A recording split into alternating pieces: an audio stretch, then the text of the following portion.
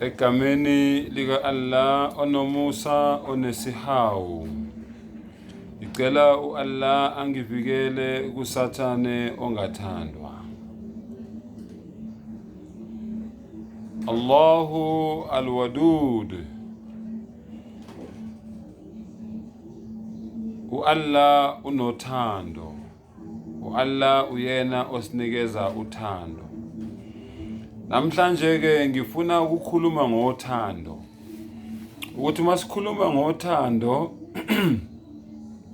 sikhuluma ngani uma sikhuluma ngothando?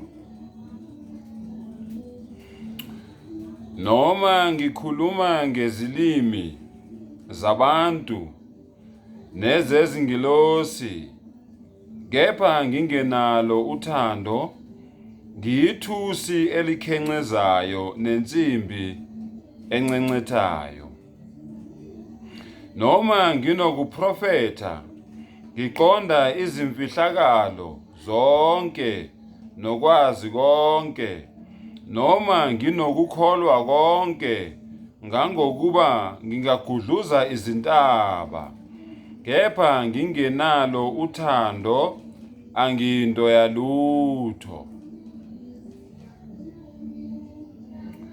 Noma ngabela abampofu konke enginakho, noma nginikela umzimba wami ukuba ushiswe, kepha ngingenalo uthando akungisizi ngalutho. Ngithe namhlanje sikhuluma ngothando. Bonke labantu abahlukumeza abantu, bonke labantu ababulala abanye abantu, bonke labantu abathakatha abanye abantu, uthando lusuke selukuphi? Ngoba lo muntu lo wake wathi uyamthanda ngelinye ilanga. Le ingane oyishisayo oyishisele emkhukhwini, lo nkosikazi wakho ombulalayo, omdubulayo noma othwala ngaye, le ndoda yakho oyidlise alphirima noma oyithengele inkabi ukuthi ziyibulale khona uzothola imali zamapholisi, labantwana bakho laba othwala ngabo sebenzisa izibeletho zabo, abantwana benu laba abafana enilala nabo, omama benu laba enilala nabo enithwala ngabo, obaba benu laba enithwala ngabo, lusuke selukuphi uthando? Ngithe namhlanje ngikhuluma ngothando. Ngikhuluma ngani? Ngikhuluma ngothando. Ukuthi wena ozenzayo zonke lezi zinto engizibalayo kuncenceze noma kunkenteze ezindlebeni zakho, ukuthi mawucabanga ukuyenza leyo nto leyo bese uyazibuza ukuthi luphi uthando kulabantu laba obahlukumeza ngalendlela. Uthando luyabekezela. Uthando lumnene, alunamhawu.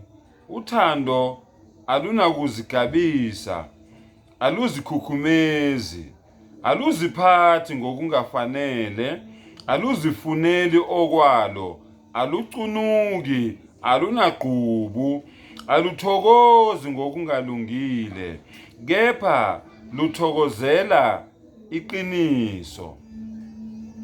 Lubekezelela izinto zonke, lukholwa izinto zonke, luthemba izinto zonke, lukhathazela izinto zonke.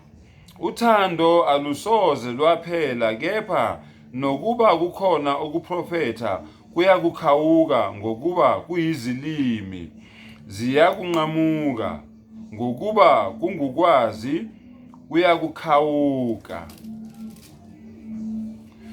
Ngokuba sazi ingxenye siprofetha ingxenye, kepha nxa sekufikile okupheleleyo lokho okuyingxenye kuyakukhawuka. Lapho ngisengumntwana ngakhulumisa okomntwana, ngaqondisa okomntwana, ngazindlisa okomntwana, kuthe sengiyindoda ngayeka okubuntwana. Ngokuba manje sibona esibukweni kalufifi, kepha lapho sobukana ubuso nobuso, manje ngazi ingxenye kepha lapho ngiyakwazi ngokuphelele njengokuba kade ngaziwa ngokuphelele. Manje-ke kumi ukukholwa nokwethemba nothando, lokho kokuthathu, kepha okukhulu kulokho uthando. Asithandaneni bafowethu.